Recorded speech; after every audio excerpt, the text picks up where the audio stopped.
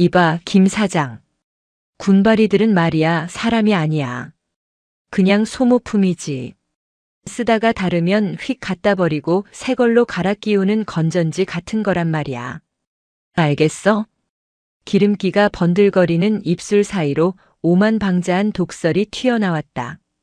경기도 포천시 이동면 외곽 일반 병사들은 감히 쳐다보지도 못하는 고급 요정 청산가든의 밀실이었다.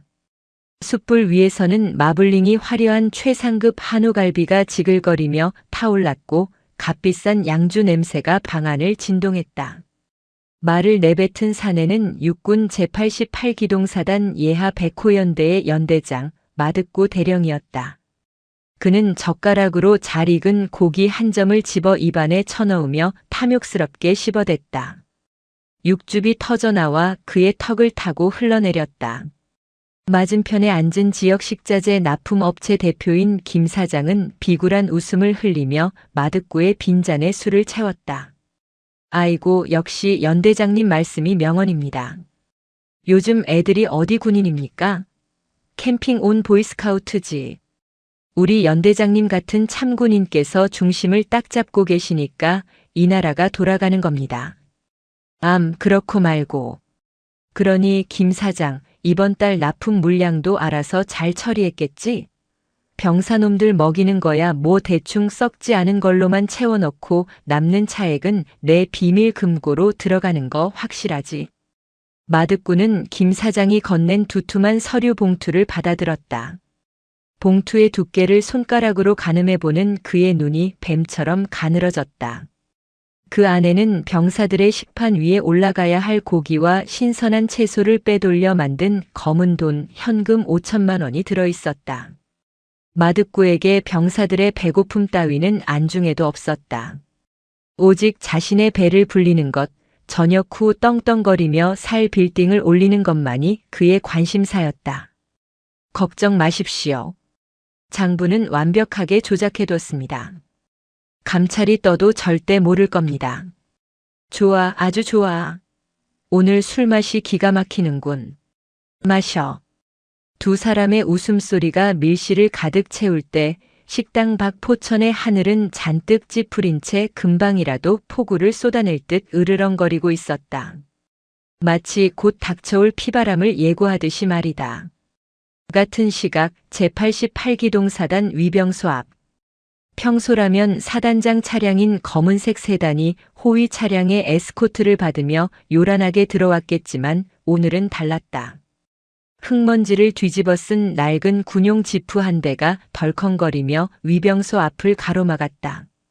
번호판도 흙에 가려 잘 보이지 않는 낡은 차량이었다. 정지, 정지, 신원을 밝히십시오.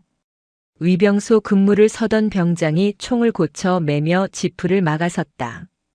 운전석 문이 열리고 전투화가 거칠게 바닥을 밟았다. 차에서 내린 인물은 뜻밖에도 체구가 작은 여성이었다. 그러나 그녀가 베레모를 고쳐 쓰는 순간 병장의 눈동자가 지진이라도 난 듯 흔들렸다. 전투복 왼쪽 가슴에 박힌 명찰은 천수련. 그리고 오른쪽 가슴과 어깨에는 특수전 사령부 그 중에서도 최정예라 불리는 707 특수임무단의 흉장이 서슬퍼렇게 빛나고 있었다. 무엇보다 병장을 얼어붙게 만든 것은 그녀의 어깨 위에 내려앉은 계급장이었다. 별이 2개. 소장이었다. 사단장님?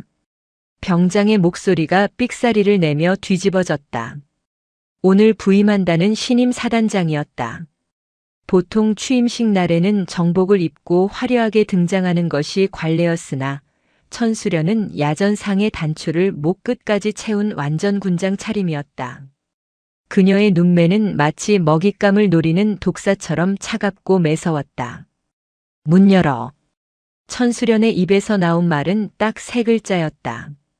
낮지만 뼈를 찌르는 듯한 한기에 병장은 반사적으로 차렷 자세를 취했다. 돌격. 문 개방하겠습니다. 육중한 철문이 열리자 천수련은 다시 지프에 올라탔다. 그녀는 사단 본청으로 향하는 잘 닦인 아스팔트 길을 무시하고 핸들을 꺾어 비포장도로로 향했다.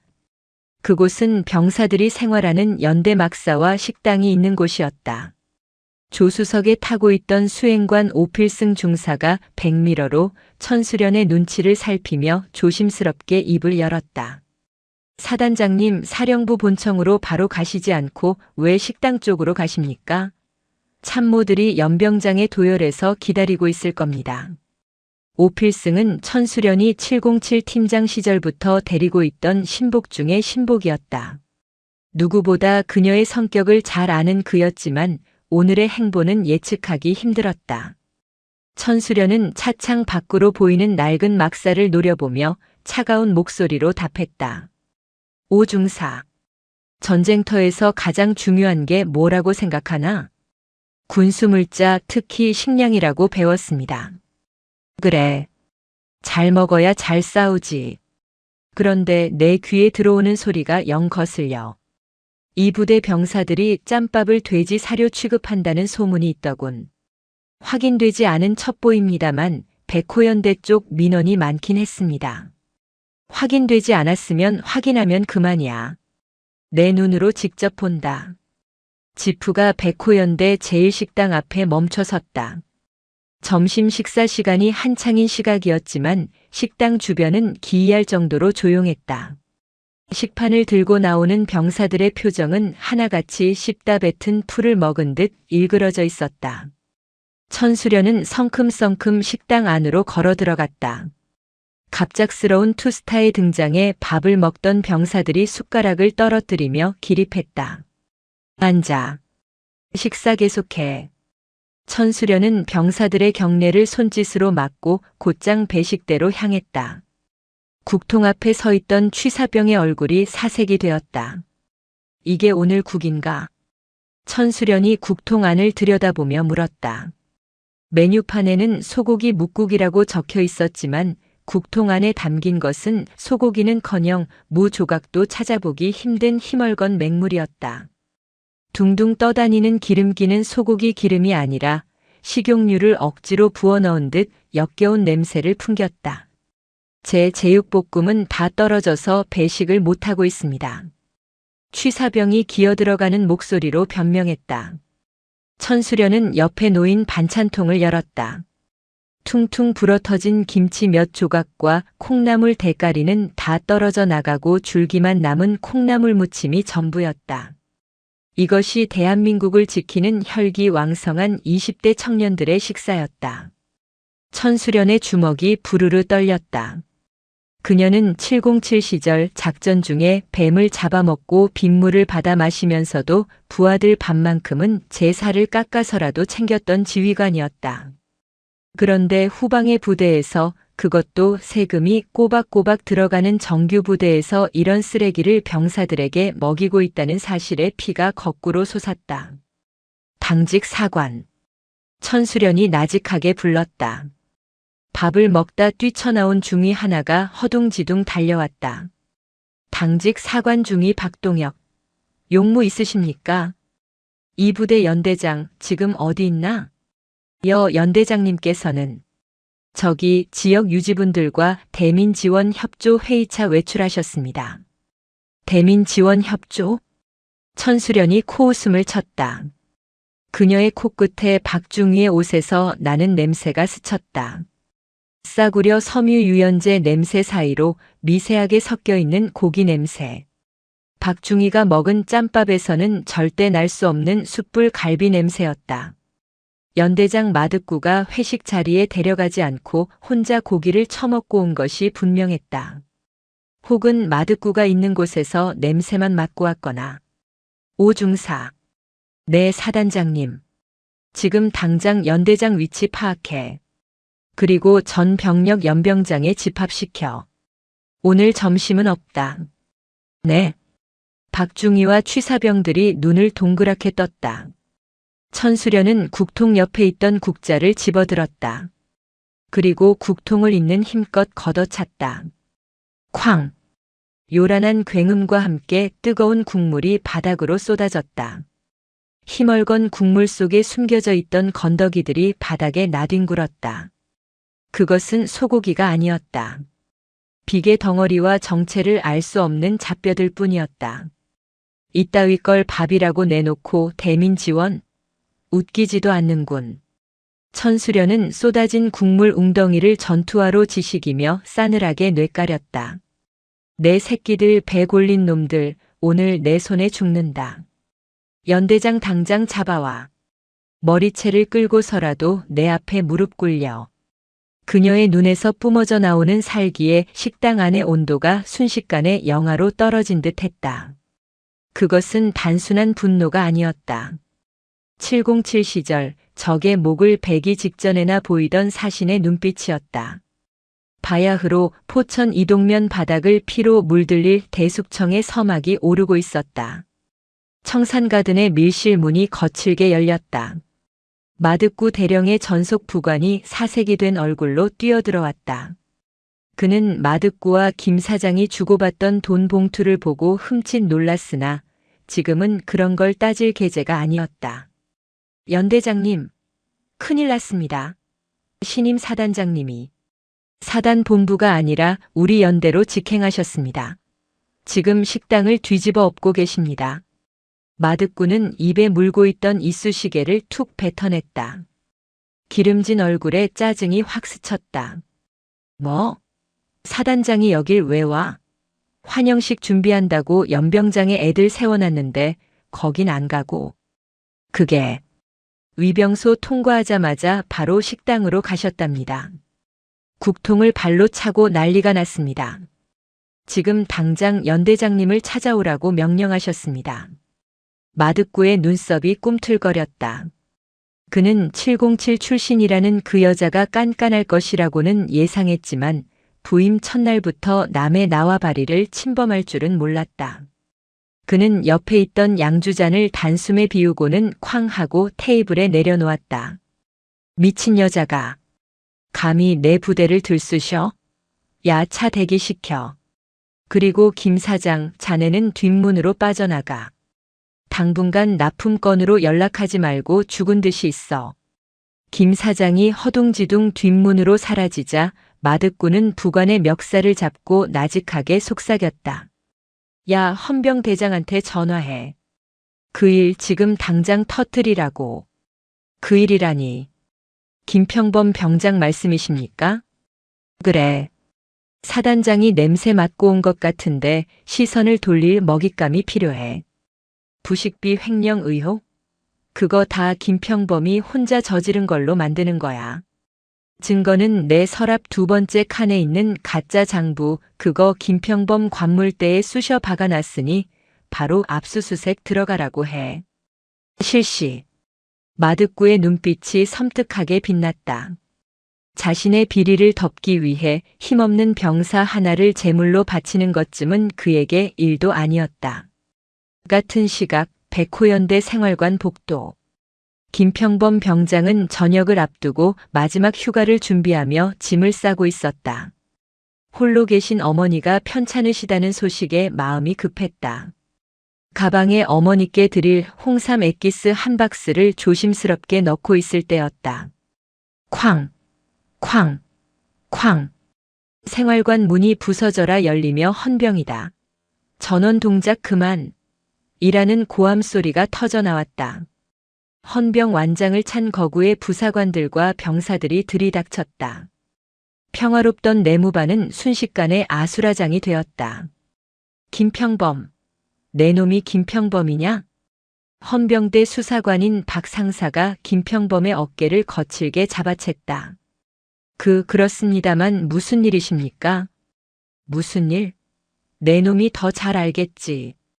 보급관실에서 부식비 관리 장부 조작하고 뒷돈 챙긴 혐의다. 관물대 수색해. 네. 그게 무슨 말씀이십니까? 전 행정병도 아니고 소총수인데 장부를 조작하다니요.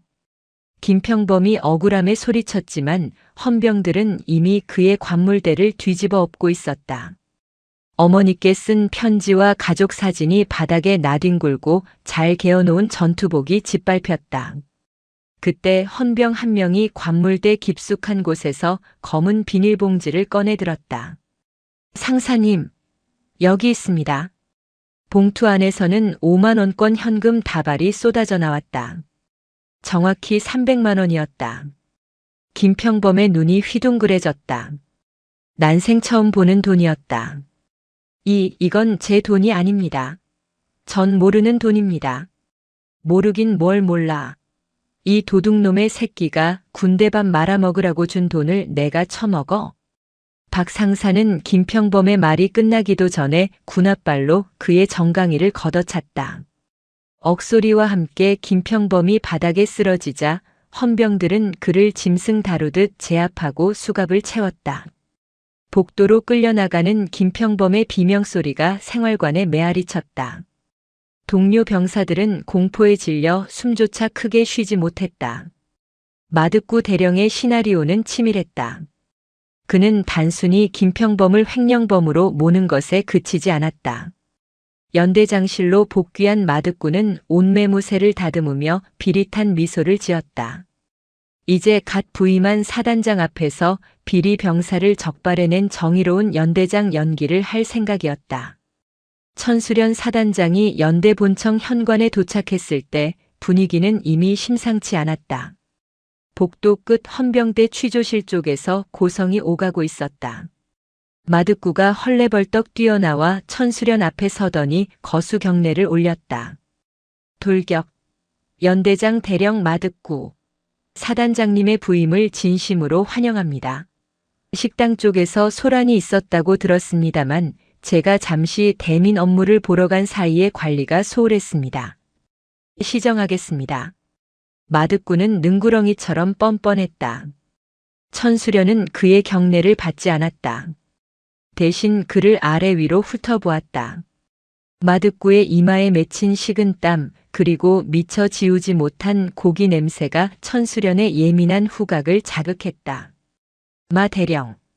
자네는 대민 지원을 고깃집에서 하나 보군. 천수련의 차가운 일깔에 마득구의 얼굴이 불그락푸르락해졌다. 아, 그게 지역 어르신들과 식사 자리가 길어져서 됐고 식당 꼬라지는 내가 다 확인했어. 그건 나중에 따지지. 그런데 저기 헌병대 쪽은 왜 이렇게 시끄러운가? 아, 사단장님께 보고드리려던 참입니다. 아주 악질적인 놈을 하나 잡았습니다. 병사놈이 간도 크게 보급관 아이디를 도용해서 식자재 장부를 조작하고 돈을 빼돌렸더군요. 제가 며칠 전부터 내사를 지시해서 오늘 현장을 급습해 체포했습니다. 마득구는 침을 튀기며 설명했다. 마치 자신이 청렴결백한 지휘관인 양 목소리를 높였다. 하지만 천수련의 눈매는 더욱 가늘어졌다. 일개 병사가 보급관 아이디를 뚫고 장부를 조작했다. 그리고 훔친 돈을 자기 관물대에 보관하고 있었다고. 요즘 애들이 워낙 컴퓨터를 잘 다루지 않습니까? 그리고 등잔 밑이 어둡다고 설마 관물대에 뒀을까 싶어 방심한 틈을 노린 거죠. 그래. 707 시절 내 경험으로 보면 범죄자는 훔친 물건을 절대 자기 몸 가까이에 두지 않아. 불안하거든. 그런데 저녁을 앞둔 병장이 굳이 그런 위험을 감수했다. 천수련은 마득구의 눈을 똑바로 응시하며 한 걸음 다가갔다. 마득구는 저도 모르게 뒷걸음질 쳤다. 작은 체구의 여군에게서 뿜어져 나오는 기세가 마치 거대한 산처럼 느껴졌기 때문이다. 안내해. 그 병사 내 눈으로 직접 봐야겠어. 사단장님. 지금 취조 중이라 분위기가 험악합니다. 굳이 가실 필요까지는. 2번 말하게 하지 마. 안내해. 천수련의 명령은 거부할 수 없는 절대적인 힘이 있었다. 마득구는 속으로 욕설을 삼키며 헌병대 취조실로 향했다. 취조실 문을 열자 매캐한 곰팡이 냄새와 피비린내가 섞인 공기가 훅 끼쳐왔다. 쇠창살 안쪽 의자에 묶인 김평범 병장은 이미 초주검이 되어 있었다. 얼굴은 퉁퉁 부어올랐고 입가에는 핏물이 흐르고 있었다. 박 상사는 곤봉으로 책상을 내리치며 자술서를 강요하고 있었다. 야, 이 새끼야. 그냥 내가 했다고 도장 찍어. 너 때문에 우리 연대장님 옷 벗게 생겼어. 효도하고 싶으면 그냥 여기서 끝내. 아닙니다. 억울합니다. 저는 정말 모릅니다. 어머니. 김평범은 쉰 목소리로 어머니를 부르며 흐느꼈다. 그 처참한 광경을 본 천수련의 눈동자가 파르르 떨렸다. 그것은 공포가 아닌 극도의 분노였다. 동작 그만. 천수련의 고함이 취조실을 찢어놓을 듯 울렸다. 박 상사가 놀라서 곤봉을 떨어뜨렸다. 사단장님? 천수련은 성큼성큼 다가가 박 상사의 정강이를 걷어찼다. 억소리와 함께 박 상사가 고꾸라졌다. 그녀는 묶여있는 김평범에게 다가가 손수건을 꺼내 그의 피 묻은 입가를 닦아주었다. 김평범은 눈물 범벅이 된 눈으로 별 2개가 달린 사단장을 올려다보았다. 병장. 내 눈 보고 말해. 내가 했나? 김평범은 고개를 세차게 저었다. 아닙니다. 연대장님이 시찰 오셨을 때 제가 행정반에서 실수로 떨어뜨린 이중 장부를 주워드린 적이 있습니다. 그때 연대장님이 저를 보던 눈빛이 너무 무서웠습니다. 그 뒤로 이런 일이. 천수련은 상황을 단번에 파악했다. 이것은 단순한 횡령 사건이 아니었다. 꼬리 자르기. 마득구라는 거악이 자신의 죄를 덮기 위해 힘없는 병사의 인생을 짓밟으려 한 것이다. 천수련이 천천히 몸을 일으켜 뒤따라 들어온 마득구를 노려보았다. 마득구. 그녀는 계급도 직책도 생략했다. 내가 사람이냐? 내 백굴에 채우자고 자식 같은 애한테 누명을 씌워? 사단장님. 오해십니다. 저놈이 지금 빠져나가려고 거짓말을 하는 겁니다. 증거도 나왔습니다. 증거. 내 놈이 심어놓은 그 돈다발 말인가? 707에서 내가 제일 잘했던 게 뭔지 아나? 냄새 맡는 거야. 썩은 내. 지금 이 방에서 나는 악취의 근원은 저 병사가 아니라 바로 너야.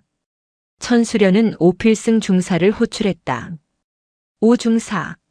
이 병사 당장 수갑 풀어주고 사단 의무대로 후송해. 그리고 지금 이 시간부로 이 사건 수사권 헌병대에서 사단 감찰부로 이관한다. 내 허락 없이 저 병사 털끝 하나라도 건드리는 놈은 적군으로 간주하고 즉결 처분한다. 마득구의 얼굴이 사색이 되었다. 하지만 그는 아직 포기하지 않았다. 그에게는 믿는 구석이 있었다. 포천 지역을 꽉 잡고 있는 국회의원과 육군 본부의 줄이 든든했기 때문이다. 그래, 해보자 이거지. 계집년이 어디서? 마득구는 주먹을 꽉 쥐었다. 전쟁은 이제 시작이었다. 천수련의 지시로 김평범 병장이 사단 의무대로 이송된 직후 백호연대는 폭풍전야와 같은 침묵에 휩싸였다. 병사들은 삼삼오오 모여 웅성거렸다. 야, 신임 사단장님 봤냐? 포스가 장난 아니래. 마 대령 표정 썩는 거 봤어야 되는데. 헌병대장이 사단장님한테 정강이 까이고 날아갔다더라. 병사들 사이에서 천수련은 이미 구세주이자 공포의 대상으로 떠오르고 있었다. 하지만 마득구 파벌의 반격도 만만치 않았다. 마득구는 연대장실에 틀어박혀 어딘가로 끊임없이 전화를 돌렸다. 의원님, 접니다. 네, 그 여자가 왔는데 아주 개판을 치고 있습니다. 아니, 제가 다 알아서 한다니까요. 이번에 감사 들어오는 거 좀 막아주십시오. 예. 준비해둔 건 있습니다. 사과 박스 2개 오늘 밤 댁으로 보내겠습니다. 전화를 끄는 마득구는 담배를 피워 물며 비릿하게 웃었다. 천수련이 아무리 날고 기어도 정치권과 군 수뇌부의 카르텔을 뚫기는 힘들 것이라 믿었다. 그는 오히려 천수련을 지휘권 남용과 독단적 부대 운영으로 역공할 계획을 세웠다. 하지만 천수련은 마득구가 생각하는 일반적인 장군이 아니었다. 그녀는 책상머리에 앉아 결제 서류나 넘기는 스타일이 아니었다. 그날 밤 사단장 공관. 화려한 가구 하나 없는 소박한 거실에 천수련과 오필승 중사, 그리고 707 시절부터 함께 해온 정보과장 최소령이 모였다. 테이블 위에는 이동면 일대의 지도와 마득구의 신상 명세서가 펼쳐져 있었다. 마득구. 육사 출신도 아니고 삼사 출신도 아닌 학군단 출신으로 용케 대령까지 달았어. 지역 토착 세력과의 유착 관계가 끈끈해. 특히 청산가든 사장 그리고 태산건설 회장과 의형제 수준이야. 최소령의 보고에 천수련은 팔짱을 낀 채 고개를 끄덕였다. 군납 비리의 전형적인 패턴이군.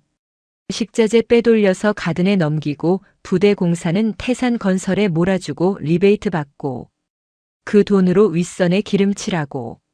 맞습니다.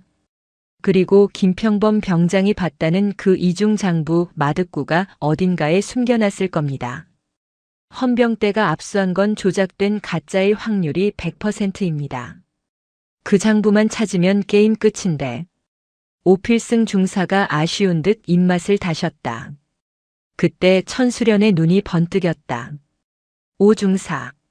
쥐새끼 잡으려면 어떻게 해야 하지? 네. 쥐약 놓거나 덫을 놔야죠. 아니지. 쥐구멍을 찾아야지. 놈이 먹은 걸 어디로 배설하는지 그 흔적을 찾는 거야. 마득구의 쓰레기통을 뒤져. 쓰레기통 말씀이십니까? 마득구의 내연녀가 운영한다는 이동 룸살롱. 그리고 마득구 관사. 오늘 밤 은밀하게 침투해서 나오는 쓰레기란 쓰레기는 다 수거해와. 영수증 쪼가리 하나라도 놓치지 마. 알겠습니다. 돌격. 오필승과 최소령은 즉시 작전에 돌입했다. 이것은 공식적인 감찰이 아니었다. 707 특임대 시절 수행하던 블랙 옵스 비공식 작전이었다. 새벽 2시 포천 이동면 유흥가 뒷골목. 검은색 사복을 입은 오필승과 정예 부사관 2명이 어둠 속에 몸을 숨겼다. 마득구의 내연녀 마담 정이 운영하는 룸살롱 뒷문에는 쓰레기 봉투가 산더미처럼 쌓여 있었다. 오필승은 능숙한 솜씨로 봉투를 해체하기 시작했다. 악취가 진동했지만 그들은 아랑곳하지 않았다. 술병과 음식물 쓰레기 사이에서 찢어진 메모지, 카드 영수증, 그리고 은행 입출금 명세표 조각들이 발견되었다. 중사님, 이거 보십시오. 부사관 한 명이 구겨진 종이 뭉치를 건넸다. 펴보니 며칠 전 날짜가 찍힌 메모였다. 김 사장 마이너스 소고기 500kg 반출, 입금 완료. 태산건설 마이너스 막사 보수 공사 리베이트 15% 현금 전달. 빙고. 오필승의 입꼬리가 올라갔다. 결정적인 물증은 아니었지만 수사의 물꼬를 틀 수 있는 중요한 단서였다. 다음 날 아침 사단장실. 천수련은 오필승이 가져온 증거물들을 꼼꼼히 살폈다. 역시 생각보다 더 썩었군. 연대장 월급으로 한 달에 유흥비만 2천만 원을 썼어. 이게 말이 되나? 사단장님, 이 정도면 군 검찰에 정식으로 수사 의뢰를 할 수 있습니다. 아니, 아직 일러. 이 정도로는 놈이 꼬리 자르기를 할 거야. 내연녀나 김 사장 선에서 덮으려고 하겠지. 몸통을 쳐야 해. 마득구가 꼼짝 못하게 아주 확실한 한 방이 필요해. 그때 비서실장이 노크를 하고 들어왔다. 사단장님, 백호연대장 마득구 대령이 면담을 요청했습니다. 들여보내. 마득구가 사단장실로 들어왔다. 어제와 달리 말끔한 정복 차림이었다. 그는 짐짓 여유로운 표정으로 경례를 했다. 돌격. 사단장님, 어제 일은 제가 헌병대에 엄중 경고했습니다. 김평범 병장에 대한 조사는 감찰부에서 공정하게 해주실 거라 믿습니다. 아, 그리고 이건. 마득구는 품에서 고급스러운 상자 하나를 꺼내 책상 위에 올려놓았다. 사단장님 취임 선물입니다. 프랑스산 최고급 화장품 세트입니다. 여군이시니까 피부 관리에 신경 쓰실 것 같아서 제 집사람이 준비했습니다. 천수련은 상자를 쳐다보지도 않고 서류만 검토하며 말했다. 마 대령. 내가 화장품 바를 시간이 있어 보이나? 에이, 그래도 여자는 가꿔야 하지 않겠습니까? 군인이기 전에 여자신데. 마득구의 말에는 은근한 비하가 깔려 있었다. 여자가 뭘 아느냐는 식의 태도였다. 천수련이 천천히 고개를 들어 마득구를 응시했다. 군인이기 전에 여자라. 자네 눈에는 내가 여자로 보이나 보군? 아니, 뭐 그런 뜻이 아니라. 아름다우시다는 말씀입니다. 내 귀엔 계집년이 설친다는 말로 들리는데. 마득구의 표정이 굳어졌다. 천수련은 자리에서 일어나 마득구 앞으로 다가갔다. 그리고 책상 위에 놓인 화장품 상자를 집어들어 쓰레기통에 처박았다. 쿵 소리가 정적을 깼다. 가져가. 그리고 명심해. 나는 여자가 아니라 내 상관이자 대한민국 육군 소장이다. 뇌물 줄 돈으로 애들 밥에 고기나 한 점 더 얹어줘. 나가봐. 마득구는 모욕감에 얼굴이 시뻘개져서 사단장실을 나갔다. 복도를 걷는 그의 주먹이 부들부들 떨렸다. 이 독사 같은 년. 두고 보자. 내가 언제까지 고개를 쳐들고 다니나. 내 뒤에 누가 있는지 보여주마. 마득구는 곧바로 휴대폰을 꺼내 어딘가로 전화를 걸었다. 형님, 접니다. 네, 작전 시작하시죠. 그 여자 아주 본때를 보여줘야겠습니다. 언론 플레이 준비해 두셨죠? 네, 타이틀은 여성 사단장의 히스테리, 부하들에게 가혹 행위로 뽑아주십시오. 마득구는 음흉한 미소를 지었다. 천수련이 증거를 모으는 동안 그는 여론을 조작해 천수련을 사회적으로 매장할 계획을 세우고 있었다. 그러나 그는 몰랐다. 천수련이 이미 그의 모든 통화 내용을 도청하고 있다는 사실을. 사단장실 안 천수련은 헤드셋을 끼고 마득구의 통화 내용을 들으며 차가운 미소를 지었다. 그래, 짖어라. 더 크게 짖어. 그래야 목줄을 챘을 때 더 아픈 법이니까. 천수련은 오필승에게 눈짓을 했다. 연대장 회의 소집해. 내일 아침 9시. 거기서 공개 처형을 시작한다. 오필승의 눈이 반짝였다. 드디어 본격적인 사냥이 시작되는 순간이었다. 다음 날 아침 9시. 제88기동 사단 대회의실. 공기는 무거웠다 못해 숨이 막힐 지경이었다. 디귿자로 배치된 대형 회의 테이블에는 사단 예하 연대장들과 주요 참모들이 착석해 있었다. 그들 모두는 바늘방석에 앉은 듯 안절부절 못하며 출입문 쪽만 힐끔거렸다. 어제 식당에서의 난동 사건, 그리고 헌병대장이 정강이를 걷어차였다는 소문은 이미 삽시간에 퍼져 있었다. 특히 마득구 대령은 평소에 거만한 자세는 온데간데 없고 연신 손수건으로 목덜미에 땀을 닦아내느라 바빴다. 전체 차렷. 사단장님께 대하여 경례. 돌격. 천수련 소장이 회의실로 들어섰다. 그녀는 자리에 앉지 않고 상석에 서서 지휘봉으로 단상을 탁탁 두드렸다. 앉아. 참모들이 자리에 앉자 천수련의 시선이 가장 먼저 마득구에게 꽂혔다. 백호연대장. 예. 대령 마득구. 마득구가 용수철처럼 튀어 일어났다. 천수련은 천천히 그에게 다가갔다.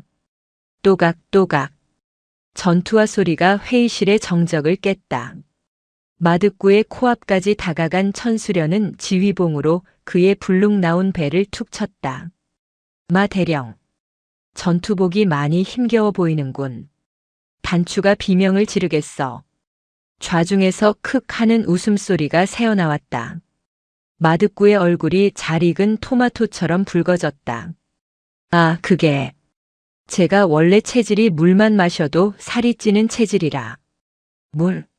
소고기 육수를 물처럼 마시면 이렇게 되나 보지.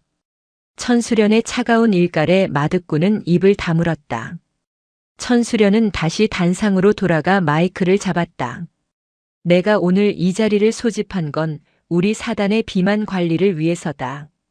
장병들은 밥을 못 먹어서 마르고 있는데 지휘관들은 배가 터지려고 하는 이 기이한 현상에 대해 토론해 보고자 한다. 그녀는 준비해온 서류 뭉치를 테이블 위에 던졌다. 퍽 소리가 났다. 지난 10년간 백호연대 부식비 청구 내역과 실제 급식 결산서다. 서류상으로는 우리 병사들이 매일 한우와 장어를 먹었더군. 마 대령, 자네 부대 병사들 식판에 장어가 올라간 적이 있나? 마득구의 눈동자가 흔들렸다. 그는 억울하다는 듯 목소리를 높였다. 사단장님, 이건 행정착오일 겁니다. 저는 보급관들이 올린 서류에 결제만 했을 뿐입니다. 실무진에서 뭔가 실수가 있었거나. 실수? 10년 동안 매달 똑같은 실수가 반복된다. 그리고 그 차액이 정확하게 지역 식자재 업체인 청산유통으로 흘러들어가고. 천수련은 빔 프로젝터 리모컨을 눌러 화면을 띄웠다. 화면에는 어젯밤 오필승 중사가 쓰레기통에서 찾아낸 영수증 조각들을 이어붙인 사진이 나타났다. 마득구의 눈이 튀어나올 듯 커졌다. 이건 자네가 즐겨 찾는 그 고급 요정, 청산가든 영수증이지. 날짜를 볼까? 훈련 기간 중이네. 병사들은 산에서 전투 식량 싣고 있을 때 연대장이라는 작자는 민간인 업자랑 양주를 깠어. 한 끼 식사비가 200만 원. 병사들 한 달 월급보다 많아. 회의실 안이 술렁거렸다. 다른 연대장들도 경악한 표정으로 마득구를 쳐다봤다.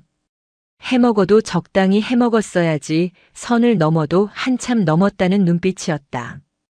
이건 모략입니다. 사단장님, 제가 밉다고 이렇게까지 뒷조사를 하시는 겁니까? 이건 명백한 사찰입니다. 육군 본부에 정식으로 항의하겠습니다. 마득구가 적반하장으로 소리쳤다. 그는 이판사판이라는 심정이었다. 어차피 증거는 불완전했다. 쓰레기통에서 나온 영수증 몇 장으로는 법적 효력이 없다고 판단한 것이다. 그는 자신의 뒷배인 정치권 인맥을 믿고 있었다. 천수련은 픽 웃었다. 항의해. 얼마든지. 대신 조건이 있다. 그녀는 지휘봉으로 마득구의 미간을 겨눴다. 일주일 주겠다. 다음 주 이 시간까지 지난 10년치 부대 운영비와 식자재 구매 내역 단 1원도 빠짐없이 소명해라. 만약 영수증 하나라도 비거나 장부가 조작된 흔적이 발견되면. 천수련의 목소리가 낮게 깔렸다. 자네 옷을 벗기는 걸로 안 끝내. 내가 먹은 거 위장까지 털어서 다 토해내게 만들 거야. 알겠나? 알겠습니다. 마득구는 이를 갈며 대답했다. 하지만 속으로는 쾌재를 부르고 있었다.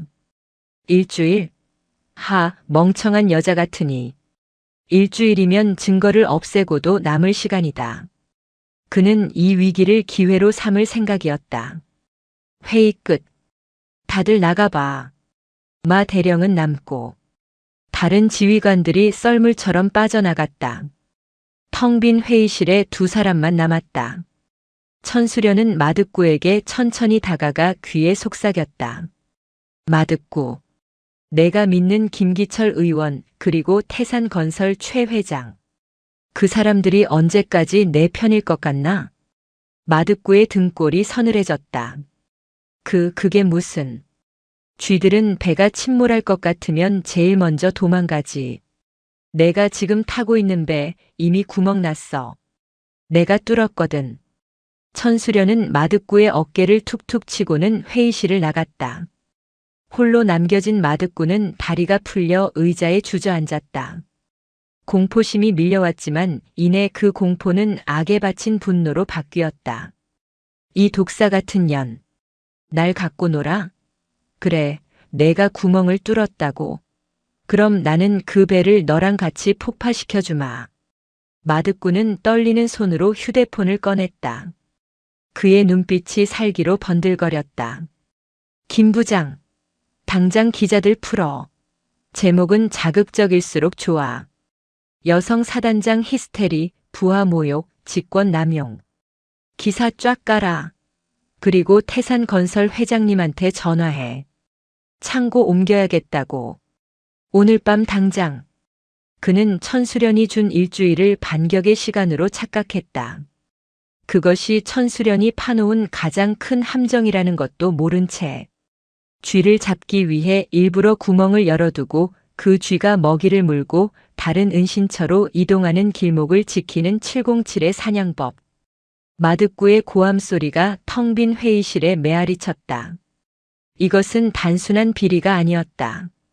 목숨을 건 전쟁의 시작, 말 그대로 선전포고였다. 마득구 대령이 쏘아올린 비열한 신호탄은 다음 날 아침 조간신문과 인터넷 뉴스를 도배하며 터졌다. 충격 단독 최초 여성 사단장시 소장 취임 첫날부터 부하들에게 폭언과 갑질 논란. 사설 군 기강 잡는다며 식당 집기 파손. 도 넘은 히스테리, 이대로 괜찮은가? 언론 플레이였다. 마득구와 결탁한 지역 신문사와 인터넷 매체들이 일제히 천수련 사단장을 물어뜯기 시작했다. 기사 내용은 교묘하게 조작되어 있었다. 썩은 짬밥에 대한 이야기는 쏙 빠지고 천수련이 국통을 걷어차고 장교들에게 소리를 지른 장면만 부각되어 그녀를 감정 조절 못하는 히스테릭한 여군으로 묘사했다. 사단장실의 전화통에 불이 났다. 상급 부대인 군단 사령부와 육군 본부 공보실에서 해명을 요구하는 전화가 빗발쳤다. 하지만 천수련은 수화기를 내려놓은 채 창밖에 연병장을 내려다보고 있었다. 그녀의 표정은 폭풍우가 몰아치기 전에 바다처럼 고요했다. 사단장님, 육군 본부 감찰실에서 조사관을 파견하겠다는 통보가 왔습니다. 일단 직무가 정지될 수도 있습니다. 대응하셔야 합니다. 참모장이 안절부절 못하며 보고했다. 천수련은 천천히 뒤를 돌아보았다. 대응? 똥개가 짖는다고 같이 짖을 필요 있나? 몽둥이를 들어야지. 그녀는 책상 위에 놓인 신문을 구겨 쓰레기통에 던졌다. 마득구가 노린 것은 바로 이것이었다. 천수련의 손발을 묶어놓고 그 사이에 증거를 인멸하고 김평범 병장을 회유하거나 협박해 입을 막으려는 속셈이었다. 같은 시각 포천 시내의 한 다방. 마득구 대령은 지역 건설사 사장인 태산건설 최 회장 그리고 김평범 병장의 어머니와 마주 앉아 있었다.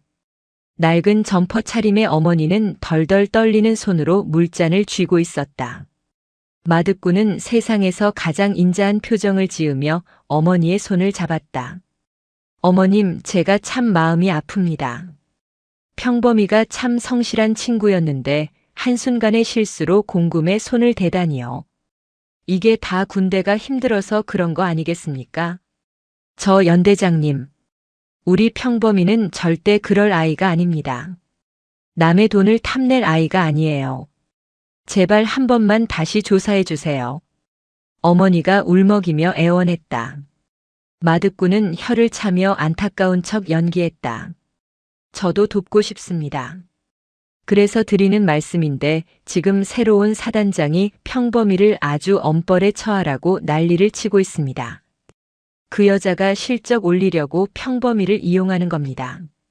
그러니 어머님, 평범이가 그냥 조용히 자백하고 전역하게 설득하세요. 횡령한 돈은 제가 어떻게든 메워볼 테니 그냥 실수였다고 인정만 하면 감옥에는 안 가게 힘써보겠습니다. 옆에 있던 최 회장이 거들었다. 아이고, 연대장님이 이렇게까지 신경 써주시는데 감지덕지 하셔야죠.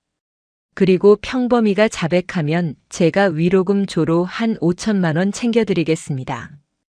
어머님 편찮으시다면서요? 병원비 하셔야죠. 회유와 협박. 전형적인 수법이었다. 어머니는 갈등했다.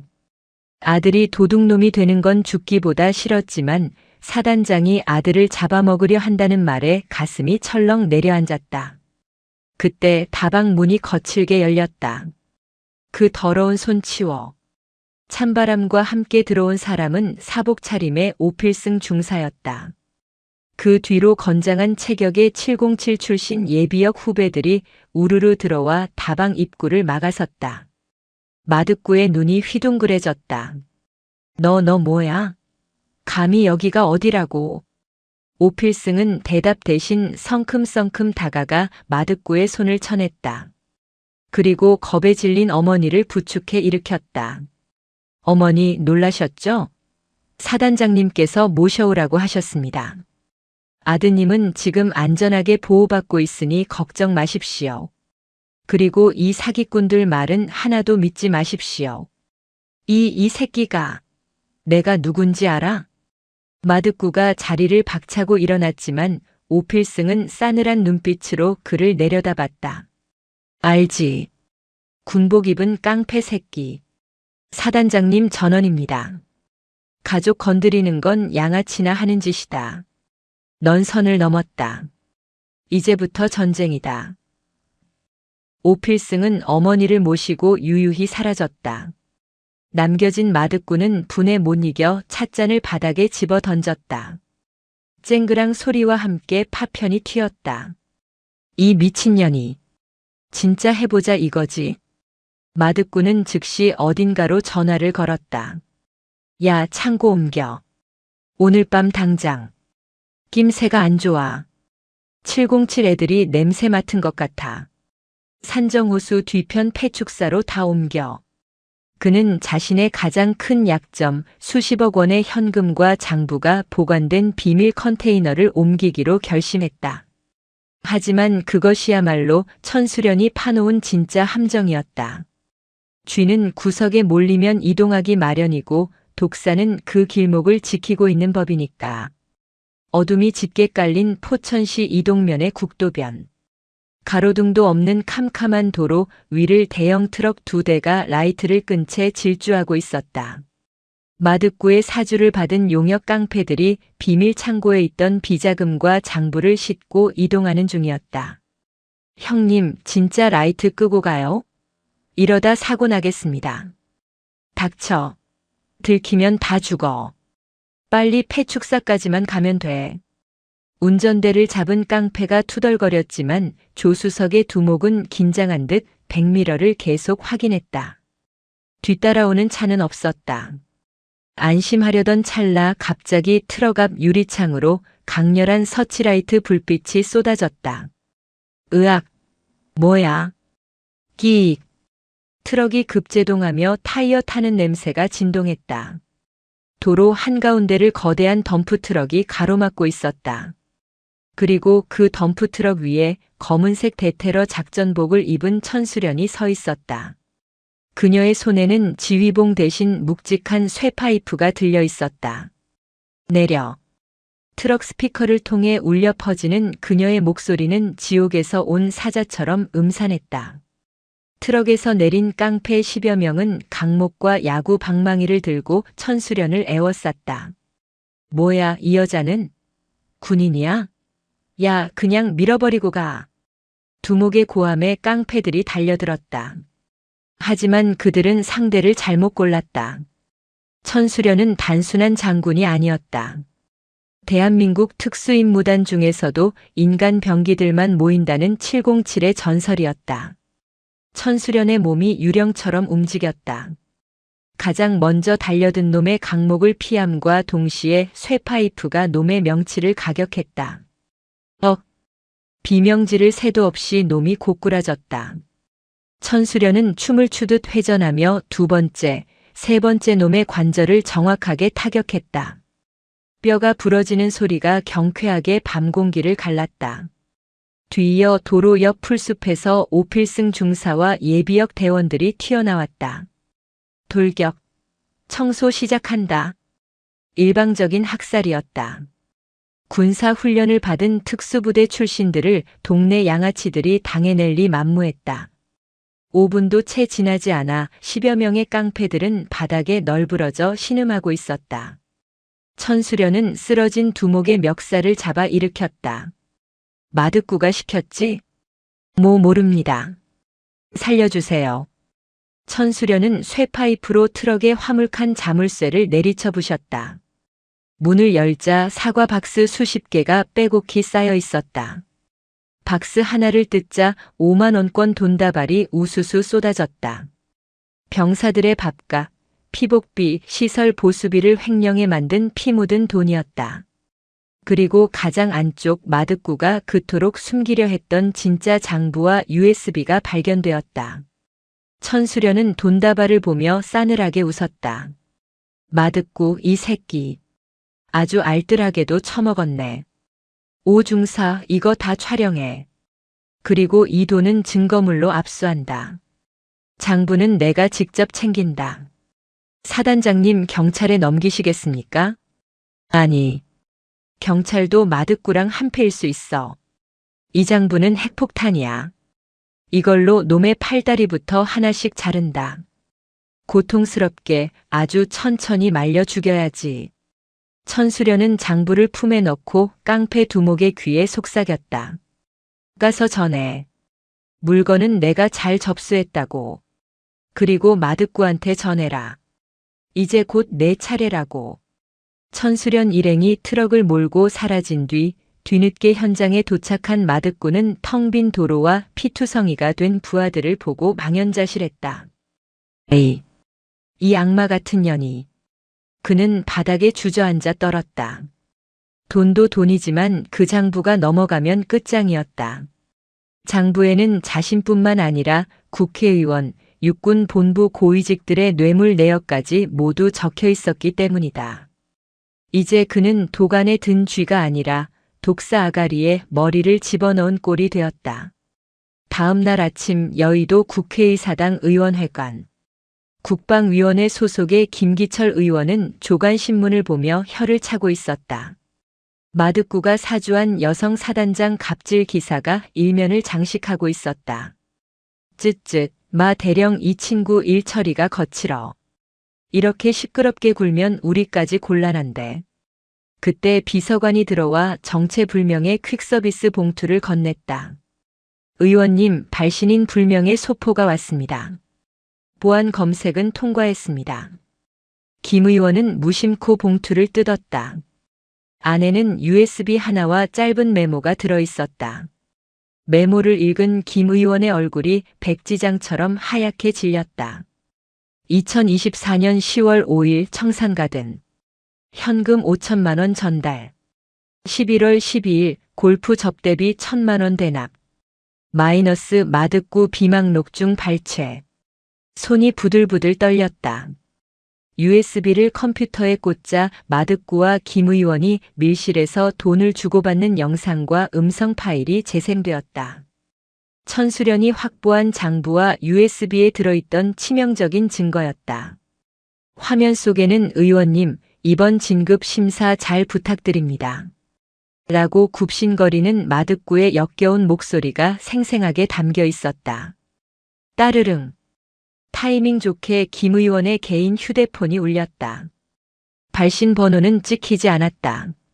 여보세요? 김기철 의원님. 707 천수련 소장입니다. 수화기 너머로 들려오는 목소리는 차갑고 단호했다. 천 소장? 이게 무슨 짓이야? 감히 국회의원을 협박해? 협박이라뇨. 국민의 알 권리를 위해 제보를 준비 중일 뿐입니다. 의원님 선택하십시오. 마득구라는 썩은 동아줄을 잡고 같이 추락하시겠습니까? 아니면 지금이라도 그 줄을 놓고 사시겠습니까? 원하는 게 뭐야? 마득구에 대한 모든 비호를 멈추십시오. 그리고 오늘 오후에 있을 국방위 감사에서 마득구의 비리를 의원님 입으로 직접 질타하십시오. 꼬리 자르기 하시라는 말씀입니다. 안 그러면 이 USB 방송국으로 갑니다. 김 의원은 침을 꿀꺽 삼켰다. 계산은 빨랐다. 마득구 따위는 소모품이었다. 자신의 정치 생명이 끝장나는 것보다는 나았다. 알겠네. 내가 마 대령한테 속았구먼. 내 오늘 아주 호되게 꾸짖지. 전화를 끄는 천수련은 미소를 지으며 다음 타깃에게 전화를 걸었다. 태산건설 최 회장이었다. 최 회장님, 마득구 대령이 작성한 장부에 회장님이 군부대 공사비 부풀려서 챙긴 비자금 내역이 아주 상세하더군요. 국세청에서 알면 참 좋아하겠어요? 같은 방식으로 마득구의 돈줄과 뒷배들이 하나둘씩 천수련에게 무릎을 꿇었다. 그들은 살기 위해 마득구를 버렸다. 아니, 오히려 자신들이 살기 위해 마득구를 공격할 준비를 마쳤다. 한편 아무것도 모르는 마득구는 마지막 희망을 걸고 김 의원에게 전화를 걸었다. 의원님, 큰일 났습니다. 그 여자가 제 장부를 훔쳐갔습니다. 막아주셔야 합니다. 하지만 수화기 너머에서는 싸늘한 고함이 돌아왔다. 야, 이 자식아. 내가 감히 뇌물 장부를 써? 너 때문에 나까지 죽게 생겼어. 다시는 연락하지 마. 내 눈에 띄면 내 손에 죽을 줄 알아. 뚜뚜뚜. 전화가 끊겼다. 태산건설 최 회장도 육군 본부 선배들도 모두 그의 전화를 차단하거나 욕설을 퍼붓고 끊어버렸다. 마득구는 연대장실 의자에 털썩 주저앉았다. 세상이 무너지는 기분이었다. 믿었던 모든 권력들이 순식간에 등을 돌렸다. 그제야 그는 깨달았다. 자신이 상대한 건 단순한 여군이 아니라 먹잇감의 숨통을 끊을 때까지 절대 놓지 않는 독사였다는 것을. 그때 연대장실 스피커에서 방송이 흘러나왔다. 아, 사단장 훈시가 있겠습니다. 백호연대 전 병력 및 간부는 즉시 연병장으로 집합해 주십시오. 마득구 대령은 단상 위로 올라오십시오. 다시 알립니다. 천수련의 목소리였다. 그것은 최후의 심판을 알리는 종소리였다. 마득구는 떨리는 다리를 억지로 일으켜 세웠다. 창밖을 보니 연병장에는 수천 명의 병사들이 도열해 있었고 단상 중앙에는 천수련이 팔짱을 낀 채 그를 기다리고 있었다. 이제 도망칠 곳은 없었다. 똥별의 몰락 그리고 통쾌한 역관광이 시작되려 하고 있었다. 연병장에 모인 2,000여 명의 병사들은 숨소리조차 내지 못하고 단상을 주시했다. 팽팽한 긴장감이 감돌았다. 단상 중앙에 선 천수련 소장의 뒤로는 거대한 야외 스크린이 설치되어 있었고 그 옆에는 헌병대 차량이 아닌 검은색 승합차 2대가 대기 중이었다. 마득구 대령이 단상 위로 올라왔다. 그의 걸음걸이는 평소의 거만함은 온데간데 없고 도살장에 끌려가는 소처럼 비틀거렸다. 그는 천수련의 눈을 피하며 억지 미소를 지어 보였다. 사단장님, 전 병력을 집합시키고 무슨 일이십니까? 저한테 하실 말씀이라도. 천수련은 마득구를 쳐다보지도 않고 마이크를 잡았다. 그녀의 목소리가 연병장의 스피커를 타고 쩌렁쩌렁 울렸다.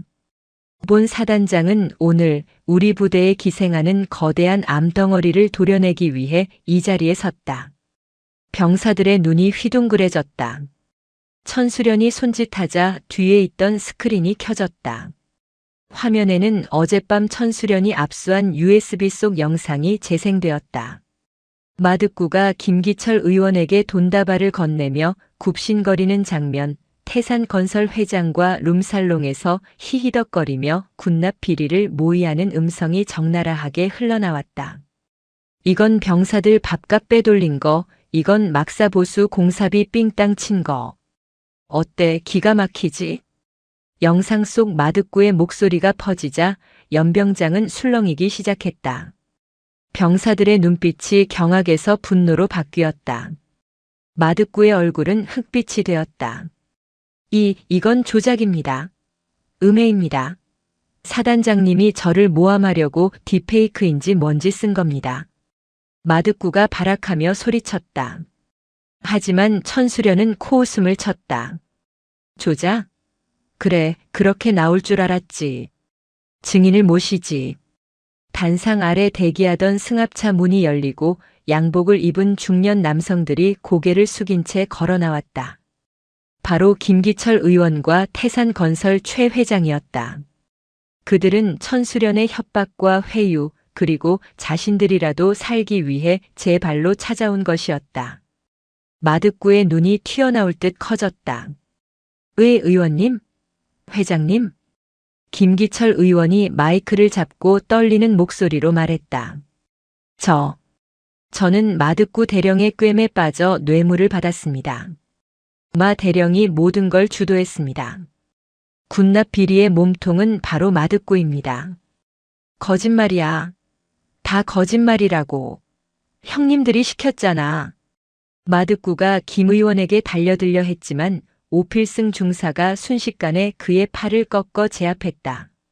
천수련은 마득구의 앞으로 천천히 다가갔다. 마득구, 너는 군인의 명예를 더럽히고 국가를 속이고 무엇보다 배고픈 내 새끼들의 밥그릇을 건드렸다. 그 죄는 죽어서도 씻지 못한다. 천수련의 손이 마득구의 어깨로 향했다. 찍 하는 소리와 함께 마득구의 전투복 견장에 붙어있던 대령 계급장이 뜯겨나갔다. 으악! 마득구가 비명을 질렀다. 그것은 살점이 뜯기는 고통보다 더한 권력의 상실에서 오는 절규였다. 천수련은 뜯어낸 계급장을 바닥에 패대기치고 군홧발로 지시겼다. 너는 이제 대령도 군인도 아니다. 그냥 범죄자 마득구일 뿐이다. 헌병대 뭐하나. 당장 끌고 가. 새로 임명된 헌병대장과 수사관들이 달려들어 마득구에게 수갑을 채웠다. 은팔찌가 채워지는 순간 연병장에 있던 병사들 사이에서 누가 먼저랄 것도 없이 함성이 터져나왔다. 와! 사단장님 만세! 707 만세! 그것은 단순한 환호가 아니었다. 지난 수년간 썩은 짬밥과 부당한 대우를 참아왔던 병사들의 한이 풀리는 소리였다. 마득구는 질질 끌려가면서도 천수련을 향해 저주를 퍼부었지만 그 소리는 병사들의 함성에 묻혀 사라졌다. 천수련은 다시 마이크를 잡았다. 그리고 하나 더. 마득구가 부정축제한 모든 재산은 범죄 수익 환수법에 의거하여 전액 몰수한다. 그 돈은 단 1원도 남김없이 너희들의 복지와 피해 보상에 쓰일 것이다. 이상. 통쾌한 사이다 판결에 병사들은 모자를 벗어 던지며 열광했다. 포천의 하늘이 쩌렁쩌렁 울렸다. 마득구가 구속된 지 일주일 후 백호연대는 완전히 다른 부대가 되어 있었다. 가장 먼저 바뀐 것은 식당이었다. 야, 오늘 메뉴 뭐냐? 미쳤어. 한우 갈비탕에 랍스터 구이래. 식당에 들어선 병사들은 눈을 의심했다. 뽀얀 국물에 고기가 산처럼 쌓인 갈비탕, 그리고 살이 꽉 찬 랍스터가 식판에 담겼다.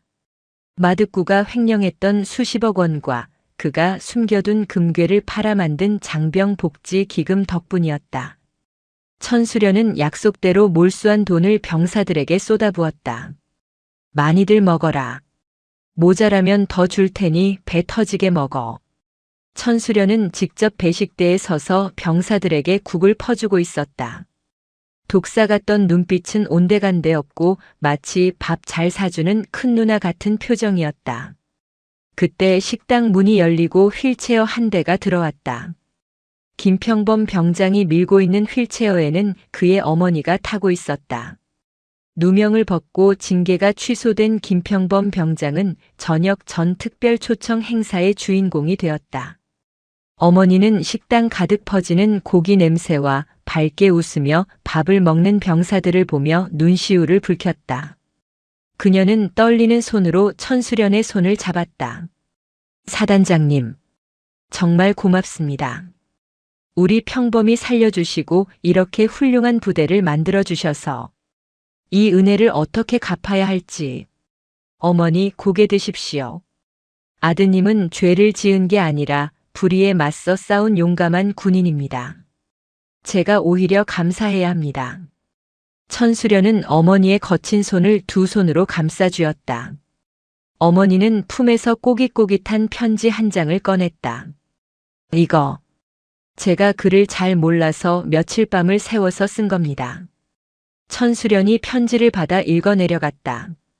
맞춤법도 틀리고 삐뚤빼뚤한 글씨였지만 그 안에는 자식을 군대에 보낸 어머니의 절절한 마음이 담겨 있었다.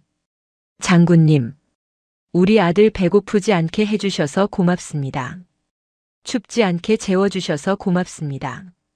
평생 잊지 않고 살겠습니다. 천수련의 눈가에도 물기가 맺혔다. 707 시절 숱한 전장을 누비며 피를 봐도 눈물 한 방울 흘리지 않던 그녀였다. 하지만 어머니의 진심 어린 편지 앞에서는 무장 해제될 수밖에 없었다. 김평범 병장. 병장 김평범. 어머니 모시고 식사해라. 오늘은 내가 제일 맛있는 부위로 먹어. 김평범은 눈물을 훔치며 어머니의 식판에 갈비살을 발라 올려드렸다. 어머니는 아들의 입에 먼저 고기를 넣어주며 행복하게 웃었다.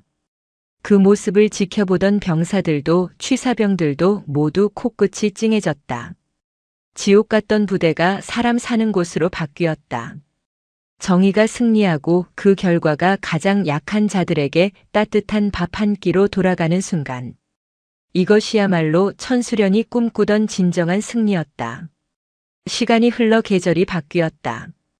천수련 사단장의 활약상은 비단 군대 내에서만 머물지 않았다. 언론을 통해 부패한 군납 비리를 척결하고 병사들의 인권을 되찾은 707 여제의 이야기가 대서특필되었다. 그녀는 단숨에 국민적 영웅으로 떠올랐다. 청와대 영빈관. 대통령 주관으로 열린 자랑스러운 대한민국 국군 표창 수여식장. 화려한 샹들리에 아래 정복을 갖춰 입은 천수련 소장이 꼿꼿하게 서 있었다. 그녀의 가슴에는 이미 무공 훈장이 달려 있었지만 오늘은 대통령 표창까지 더해지는 영광스러운 날이었다. 천수련 소장. 귀관은 투철한 군인 정신으로 부정부패를 척결하고 국민의 신뢰를 회복하는 데 지대한 공을 세웠기에 대통령이 직접 표창장을 수여하고 악수를 청했다. 카메라 플래시가 쉴 새 없이 터졌다. 같은 시각 안양 교도소 독방. 푸른 수의를 입은 죄수 번호 4885 마득구는 식사 구멍으로 들어온 플라스틱 식판을 내려다보고 있었다. 퉁퉁 부른 우동 면발 몇 가닥과 단무지 2쪽. 그가 병사들에게 먹였던 쓰레기 짬밥보다 못한 식사였다. 이걸 사람이 먹으라고 준 거야? 야, 교도관, 나 마득구야. 연대장이었다고. 그가 철문을 두드리며 소리쳤지만 돌아오는 건 차가운 비웃음뿐이었다. 조용히 해 4885. 너 때문에 군대 간 내 동생이 고생한 거 생각하면 밥 주는 것도 아까우니까. 주는 대로 처먹어. 교도관이 곤봉으로 철창을 탁탁 쳤다. TV에서는 천수련 소장이 표창을 받는 뉴스가 나오고 있었다. 환하게 웃는 천수련과 초라한 자신의 처지가 교차했다. 마득구는 바닥에 주저앉아 오열했다. 모든 것을 잃고 밑바닥으로 추락한 자의 뒤늦은 후회였다. 다시 포천 제88기동사단 연병장. 표창식을 마치고 부대로 복귀한 천수련을 맞이한 건 연병장을 가득 메운 장병들의 함성이었다. 누가 시키지 않았음에도 그들은 사단장의 차가 들어오자마자 일제히 거수 경례를 올렸다. 전체 차렷. 사단장님께 대하여 경례. 돌격. 수천 명의 목소리가 하나가 되어 울려 퍼졌다. 그것은 의무감에서 나오는 경례가 아니었다. 진심으로 존경하고 따르는 지휘관에게 바치는 최고의 예우였다. 천수련은 차에서 내려 병사들을 향해 마주 경례했다. 돌격. 그녀의 눈빛은 여전히 날카로운 독사 같았지만 그 안에는 깊은 신뢰와 애정이 담겨 있었다. 오필승 중사가 옆에서 흐뭇하게 웃으며 물었다. 사단장님, 이제 좀 쉬엄쉬엄 하셔도 되지 않겠습니까? 이러다 국방부 장관까지 하시겠습니다. 천수련은 피식 웃으며 베레모를 고쳐 썼다. 쉬기는 뭘 쉬어. 아직 치워야 할 쓰레기들이 산더미인데. 내 새끼들 건드리는 놈들이 남아있는 한 독사의 사냥은 멈추지 않는다. 그녀가 병사들 사이로 위풍당당하게 걸어 들어갔다. 그 뒷모습 위로 따스한 햇살이 비쳤다. 정의가 살아있음을 그리고 나쁜 놈은 반드시 벌을 받는다는 것을 증명한 그녀의 이야기는 이제 전설이 되어 전군에 퍼져나갈 것이다. 707 여제 독사 사단장 천수련. 그녀의 통쾌한 복수극은 완벽한 해피엔딩으로 막을 내렸다.